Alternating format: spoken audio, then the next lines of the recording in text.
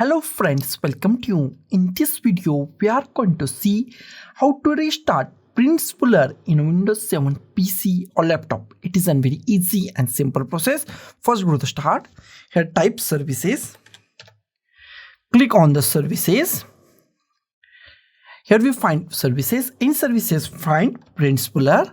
Here we find Print Spooler. Select Print Spooler. Right click on the Print Spooler. Here we find properties. Click on the properties. In properties, here we find startup type. It is disable or manual. Then go to the here and make sure it is automatic. Make sure startup type is automatic and service status is running.